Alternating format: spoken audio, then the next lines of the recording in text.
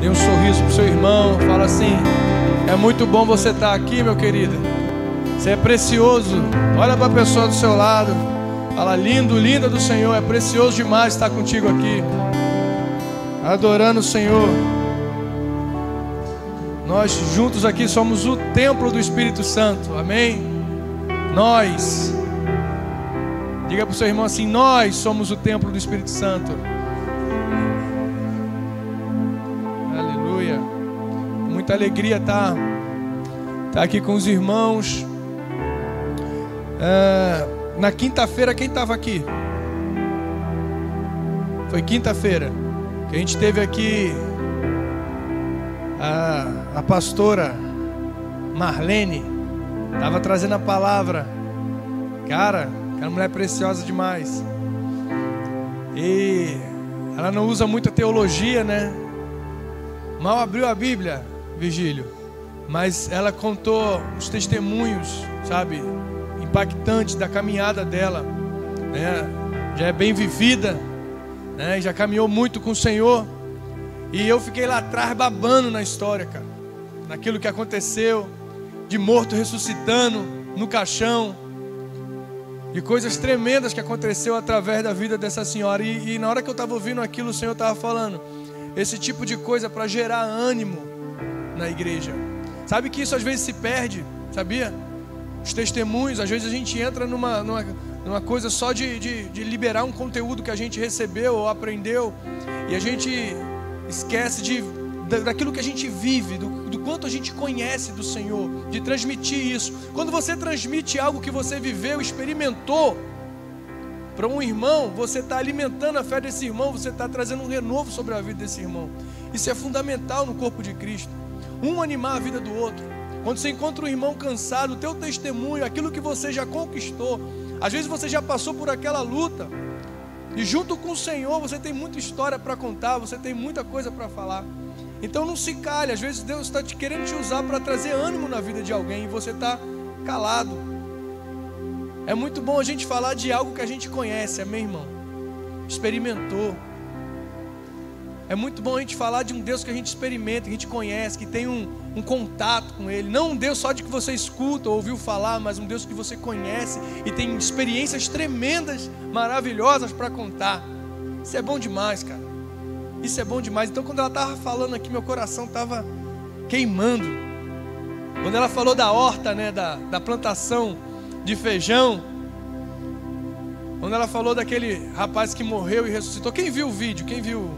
Acompanhou? Tremendo. Depois você bota lá e assiste lá. Essa palavra foi na quinta-feira. Está lá no Facebook. Na quinta-feira assiste para poder gerar ânimo na tua vida, né? Esse sábado agora tivemos uma reunião de casais. Fui lá levar a pastora. Agora a pastora está pregando para casais, né? E foi muito, muito gratificante lá. A gente está lá com os irmãos. Foi muito bom mesmo. Está servindo a igreja aqui em Petrolina. E a gente tem aprendido a todo momento a servir os irmãos. Amém, querido? Então, se disponha que o Senhor vai te usar, que você vai servir a igreja, vai servir aos santos. Amém? Eu lembro quando a congregação começou, era 6 malucos, a gente não sabia nem o que ia fazer. Eu queria correr de todo jeito, né? Não queria ser pastor de jeito nenhum. E eu vi que o Senhor estava me chamando para isso. E não tinha ideia de que a gente ia estar servindo pessoas, ajudando a caminhada de irmãos, de casais, de pessoas que a gente está vendo um crescimento. A gente está vendo amadurecimento, tanto na nossa vida como cristão, a gente está se amadurecendo também, quanto na vida dos irmãos. Então eu tenho um prazer muito grande de estar no meio de vocês, no meio da igreja. E eu vou voltar a dizer, eu acredito na igreja de Cristo Jesus.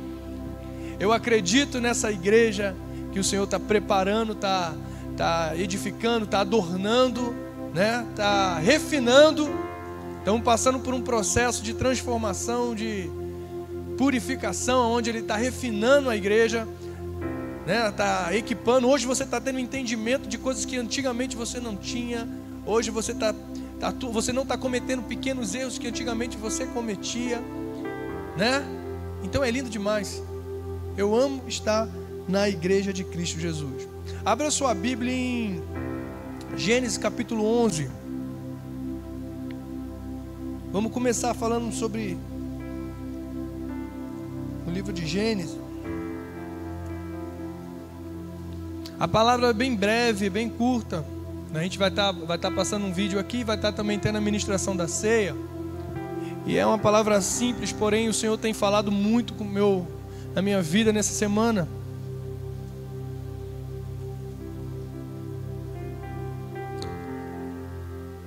No mundo todo havia apenas uma língua, um só modo de falar.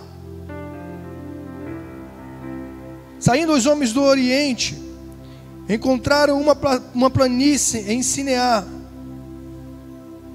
E ali se fixaram e disseram uns aos outros: vamos fazer tijolos e queimá-los bem. Usavam tijolos em lugar de pedras, e piche em vez de argamassa. Depois disseram: vamos construir uma cidade com uma torre que alcance os céus, e assim nosso nome será famoso, e não seremos espalhados pela face da terra. O Senhor desceu para ver a cidade e a torre que os homens estavam construindo. E disse o Senhor: eles são um só povo e falam uma só língua. E começaram a construir isso. Em breve, nada poderá impedir o que planejam fazer. Até aí. Amém? O que me chama a atenção nesse texto aqui é na unidade desse povo. O povo falava a mesma língua e estava junto. Todo mundo estava unido com um propósito. Só que o propósito não agradava a Deus. Aqui você vai ver que o propósito era levantar o quê? O seu próprio nome. Aqui o propósito era mostrar que olha o que nós somos capazes de fazer. E é interessante que isso mexe até com Deus. Deus fala: vou descer para dar uma olhada na construção que está sendo feita. E quando ele olha, ele fala: uau, tamanha é a união desse povo. Se eu não fizer alguma coisa agora, tudo o que eles planejar, eles vão conseguir fazer. Meu querido, eu pego esse princípio de unidade, esse princípio de falar a mesma língua e estar junto, e trago para a igreja. Sabe que em Atos capítulo 2, o derramamento do Espírito Santo, a ativação dos santos naquela hora, para os dons espirituais, aquela hora ali era a hora que estava se juntando um só povo. Aquela hora ali era onde estava unindo as línguas. Aquela hora ali era onde o Senhor estava preparando a igreja, edificando uma igreja. Aquela hora é a hora que Ele estava unindo todo mundo para um propósito. Não o propósito da Torre de Babel de levantar o seu próprio nome, mas o propósito de levantar o nome de Jesus. O propósito de honrar e exaltar aquele que é digno de ser adorado. Meu querido, quando a gente tem um entendimento do que é a unidade, de estar conectado um com o outro, num só propósito, focado no mesmo espírito, eu digo para você, tudo que a igreja do Senhor planejar, ela vai conquistar. Porque as portas do inferno não prevalecerão. Diga bem alto: as portas do inferno não prevalecerão. Não tem como. Junto de uma igreja unida, uma igreja que caminha num só propósito, uma igreja que foca no Senhor, que olha para o Senhor, que está sobre a rocha, edificada sobre a rocha. Essa igreja, ela tem as chaves da cidade, ela consegue entrar em lugares espirituais e conquistar territórios. E é isso que o Senhor está despertando em vários lugares. Deus está levantando pessoas de vários lugares com esse entendimento de igreja, da coletividade, dos irmãos se juntarem para um só propósito.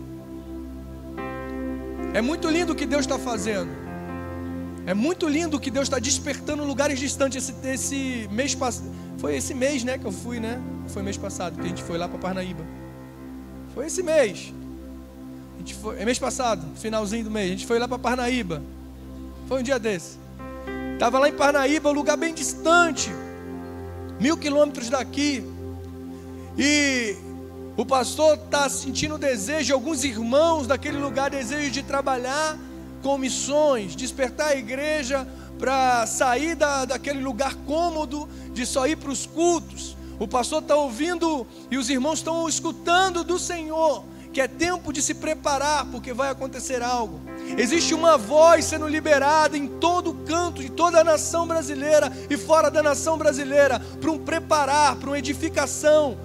Não sei se você está ouvindo isso. Todo culto que eu estou ministrando, eu tenho falado isso. Eu não sei você, mas parece que a gente está perdendo sono. Parece que tem um clamor aqui dentro falando assim: prepare a sua vida, arrume a sua casa, arrume tudo, porque algo grande vai acontecer. A gente não sabe a hora e não sabe quando, mas a gente sabe que é grande, porque essa voz está aumentando dentro do nosso interior. A gente não sabe quando e como, mas a gente sabe que é algo violento que está por vir. É algo violento demais. Então o Espírito está o quê? Despertando e atraindo a gente para um lugar. E todo mundo está fazendo o quê? Está fazendo todo mundo se juntar e olhar para algo. Olhar para o mesmo propósito. Amém, irmão?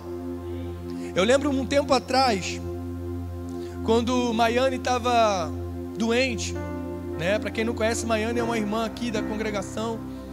E Maiane, ela foi desenganada pelos médicos. E Maiane, ela entrou numa situação mesmo, cara, caótica, um negócio, não tinha condição, né? Descobriram lúpus, né? Ela é portadora dessa enfermidade e a imunidade dela baixou a ponto dela ter hemorragias, mas hemorragias graves, entrar em convulsão e ser internada. E ela estava grávida nesse período. Né? Então foi algo muito, foi crítico o negócio. Os médicos olhavam e falavam assim: ó, não tem jeito, não tem solução, ou a gente tira o bebê, mas não tem como, é só um milagre. Deram para ela, eu acho que foi 90, foi o que? Falaram para ela de 99%, 98%, eu acho, foi 99%, das pessoas que tiveram esse quadro, somente 2% conseguiram sair vivos. Então pense que foi uma coisa de ficar nesse tempo. Foi a hora que a gente entendeu essa questão de o Senhor preparar a gente em oração, todo mundo junto. Foi o tempo que a gente se uniu. Lembra disso, Jafim? Todo mundo começou a se unir em um propósito de oração. Então a gente fez 24 horas de oração. Não sei se traga a memória aí, você que não era daqui. Fizemos 24 horas de adoração sem parar, até ela ser curada, sem parar. E todo mundo se empenhou e cobriu o horário de oração. Mas não era aquela oração não, a gente entrava em batalha, meu irmão. O meu horário eu acho que era de 1 às 2, de meia-noite a 1, né? E a gente ia para a varanda de casa e começava a guerrear. E todos os irmãos se empenharam. Eu lembro que foi uma coisa linda. E aquilo ali, Deus estava curando Maiane, mas estava curando a igreja. Ele estava curando os dois. A gente era capenga nisso pra caramba. E foi um tempo que ele estava curando a gente. E a gente estava achando que a gente estava orando para a cura de Maiane, mas Deus estava usando esse propósito para curar a gente, para que todos possam ser um. Às vezes acontece uma coisa doida como essa para o povo ser um único povo, sabia? Porque às vezes tem hora que um quer ser de Paulo, outro de Apolo, um vai para um canto, outro vai para outro, um acha isso melhor, e o Senhor está falando: não, eu quero reunir vocês para um propósito, porque se vocês entenderem isso, as portas do inferno não prevalecerão contra a igreja do Senhor. Então começamos a orar, começamos a buscar com força. Eu lembro muito bem que teve um dia que a gente fez 24 horas aqui de oração e adoração, não foi de oração, e o povo ficou aqui orando na igreja e a gente foi para o hospital. E ficamos lá na porta do hospital com uma galera orando. O povo que passava achava até maluco ali, porque a gente estava ali e não aceitava o que ia acontecer. A gente não aceitava de forma nenhuma o que os médicos falaram, o que as pessoas... Tem uma pessoa que eu conheço que trabalhou muito tempo na área da saúde, em hospital. Essa pessoa chegou para mim e falou: olha, não tem condição, ela vai morrer. Eu olhei para essa pessoa e falei: não, Você não entende o que o nosso Deus é capaz de fazer. Ele dá a vida, Ele tira a vida. Minha querida, o mesmo Deus que abriu o mar vermelho é o Deus que eu sirvo, que está aqui. E para isso, para trazer a cura para ela, é fácil, vai rolar. Ela vai ser curada. E essa pessoa olhou para minha cara e falou assim: amém. Não acreditava, porque o quadro era extremamente... era horrível. A situação foi muito crítica. Nesse tempo de oração, Maiane, eu acho que ela morreu e voltou 3 vezes. Teve 3 paradas cardíacas. Uma durou acho que 3 minutos, eu acho. E eu lembro que era assim, olha, ela teve uma parada e ligava pra gente. E Valdemir ligava e a gente, na mesma hora que Valdemir ligava, eu e a pastora voltava e começava a orar. E ela voltava, reanimava ela. E 3 vezes ela perdeu, né? Ela perdeu, teve essa parada cardíaca. E na 3ª vez, Maiane, quando ela foi curada, porque ela foi curada, amém? Ela saiu desse quadro crítico. Ela falou que quando ela teve a última parada cardíaca, quando ela parou, ficou mais tempo, ela saiu do corpo dela e ela viu o povo naquele dia, foi no mesmo dia, orando na frente do hospital. E ela falou pra gente: vocês estavam orando na frente do hospital. Eu vi vocês na varanda, orando com a mão levantada, da mesma forma que eu e a pastora fazia todos os dias no horário. Ela viu da mesma forma a gente levantando essa oração, entrando nas regiões espirituais, guerreando em prol da vida dela. Pastor, mas como pode isso? Jesus, Ele é o Deus que faz milagres. Só que Ele está esperando a igreja se levantar em unidade. Porque quando a igreja se levantar e começar a orar de verdade por uma causa, quando a igreja se posicionar para evangelizar junto, para fazer as coisas junto, unidas, não para fazer o seu próprio nome. O problema é que hoje, em vez de ser levantado, a igreja de Cristo está sendo levantada Babel em muitos lugares.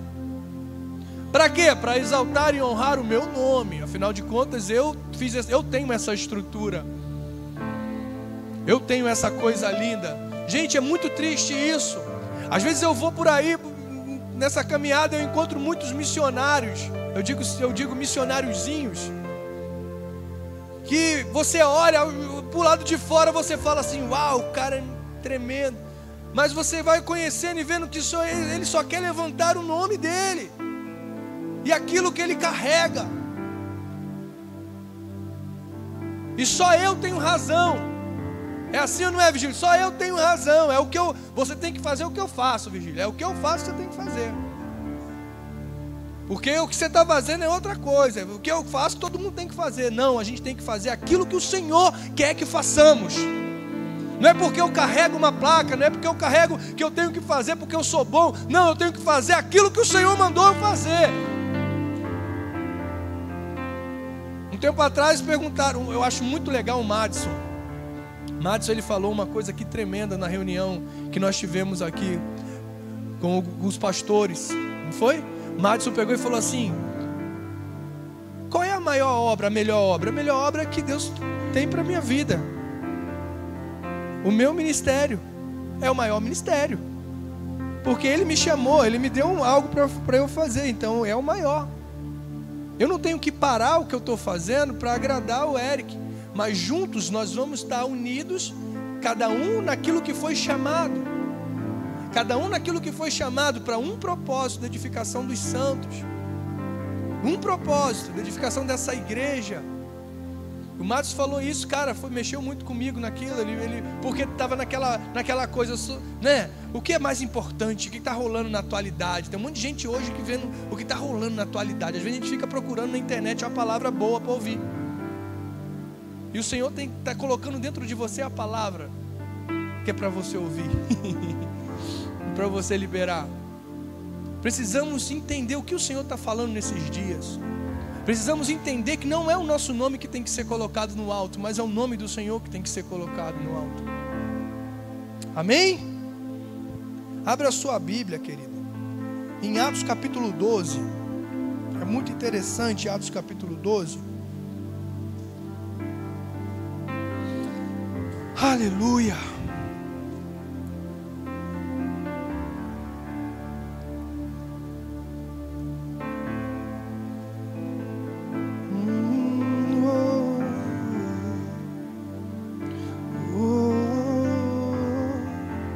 Amém?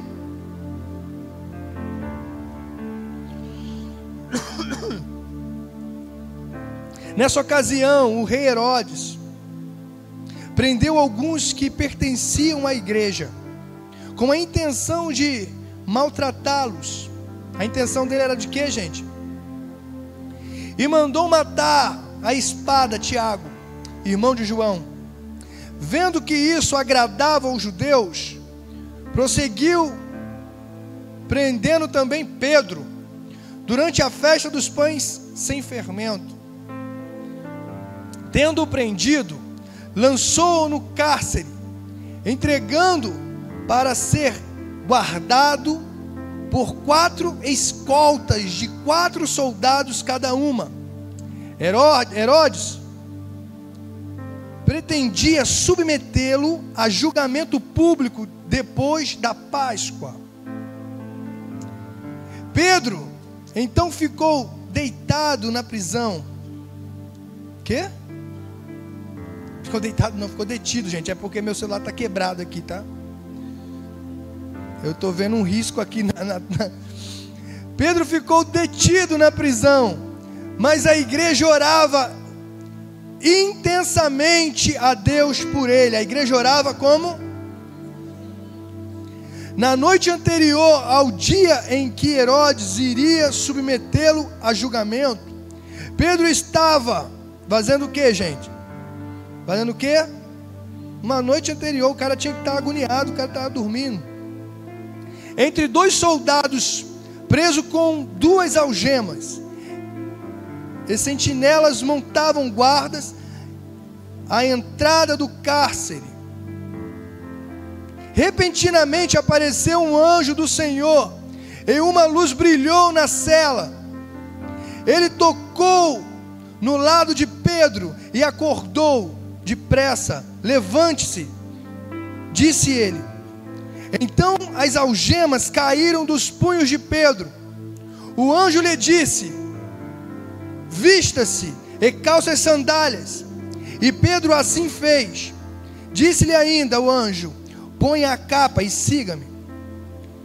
E saindo, Pedro seguiu, não sabendo que era real o que se fazia por meio do anjo. Tudo lhe parecia uma visão.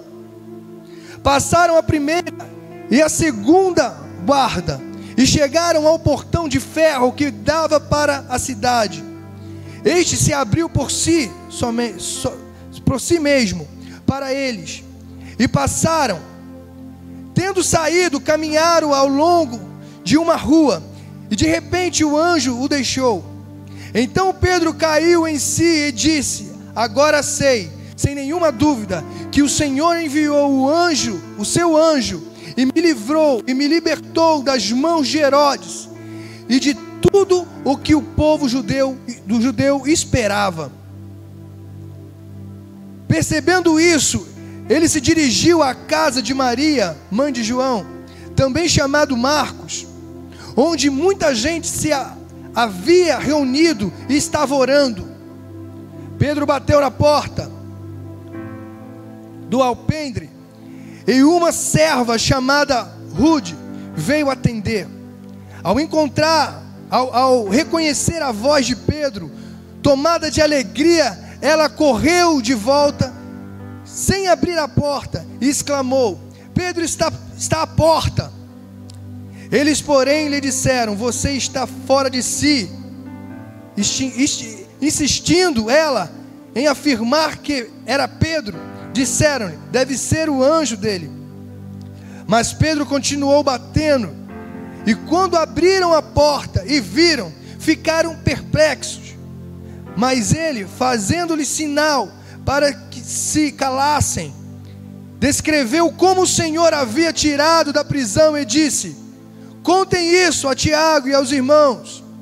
Então saiu e foi para outro lugar.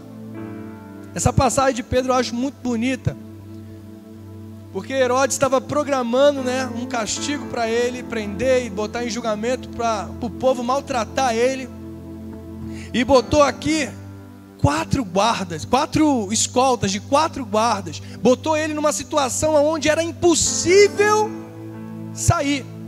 Na mente de Herodes estava aqui: vou esperar passar a Páscoa, que eu não posso matar agora, mas daqui ele não sai. Ele está guardadinho para o que vai acontecer.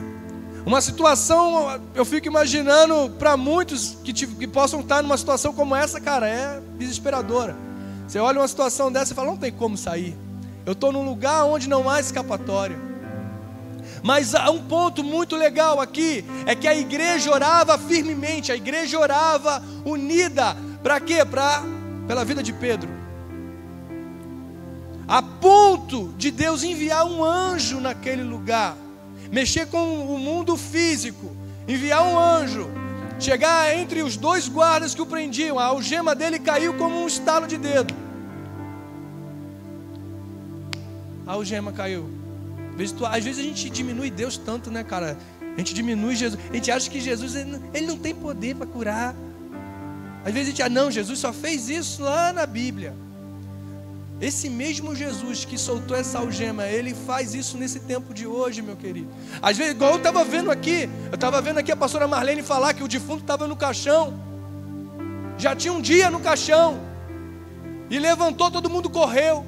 A gente escutando isso, eu tenho certeza que muita gente fica assim: será? É ou não é? Eu olhei no rostinho do povo, o povo fez assim.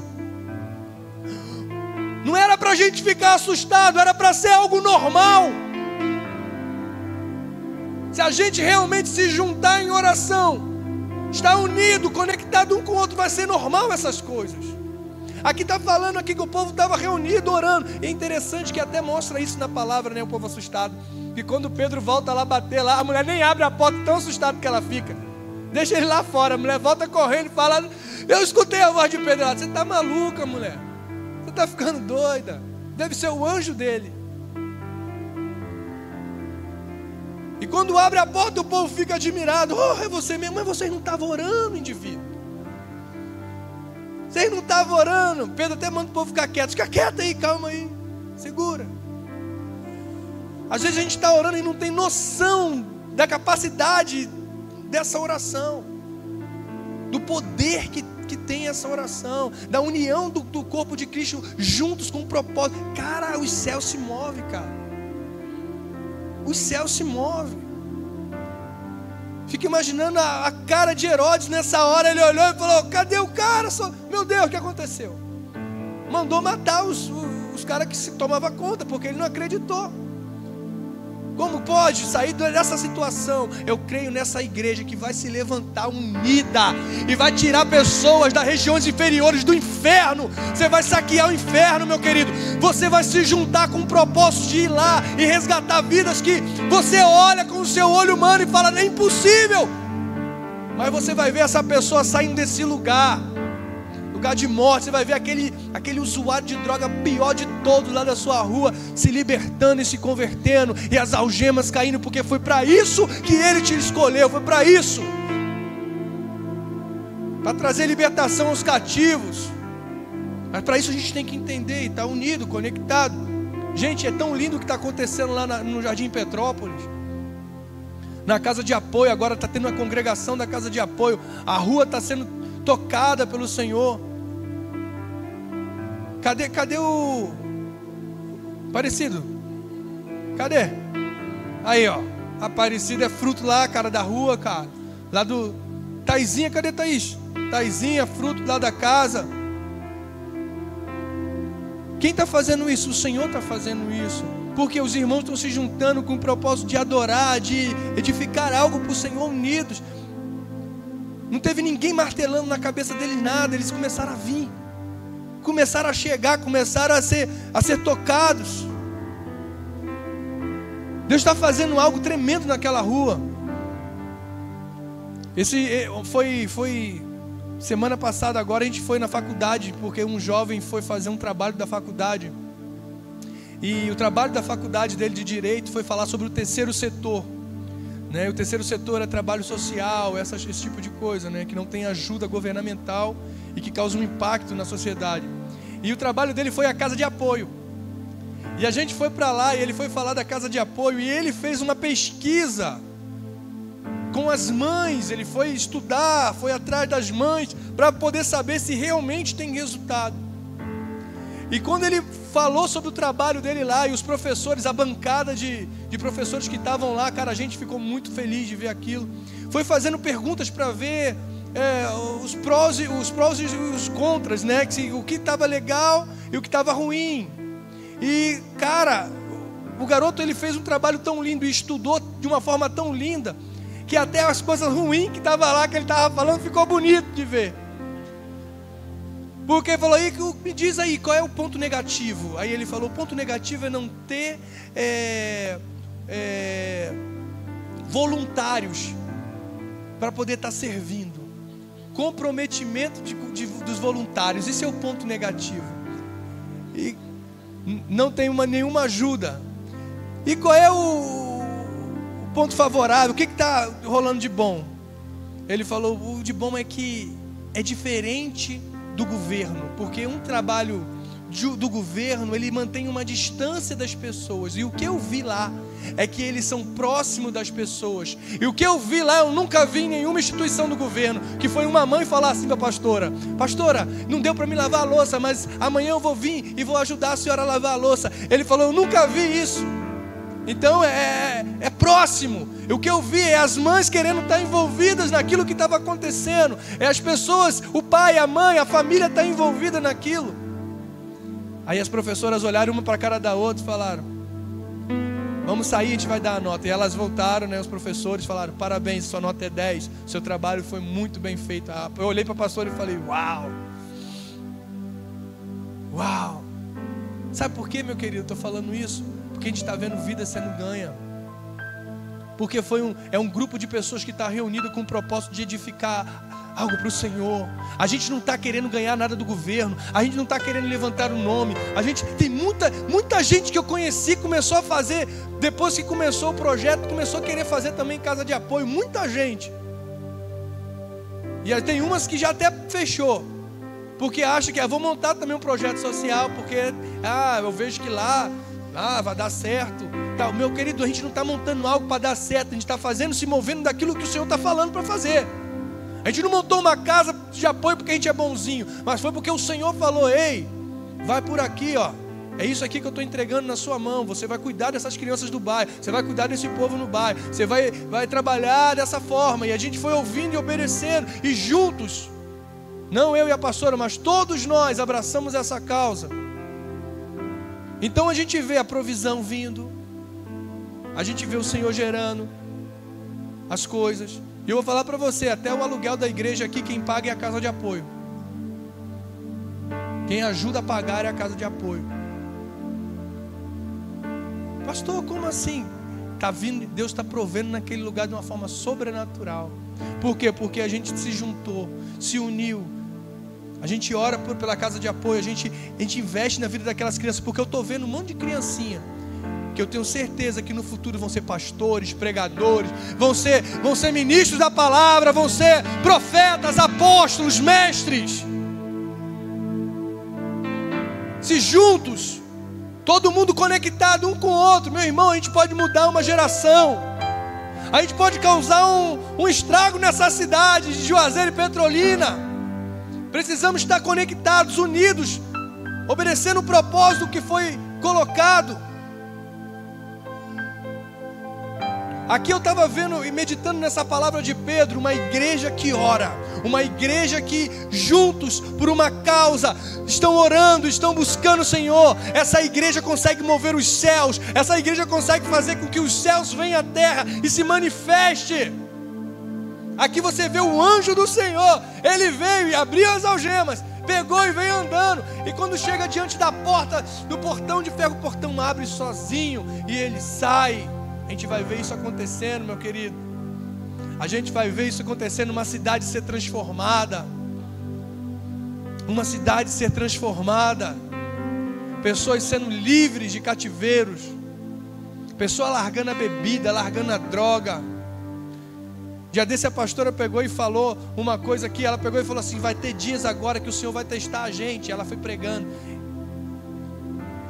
Como é que foi a palavra mesmo que tu pregou? Foi sobre Atos 9, né? Ananias, foi isso mesmo. Ananias, quando foi, recebeu Paulo e cuidou de Paulo, e Paulo voltou a enxergar, ele falou: olha, você vai ser como Ananias, você vai receber um Saulo, e não fique com medo, porque vai vir gente que ninguém quer, você vai correr. Ela falou isso, no outro dia apareceu um pra gente.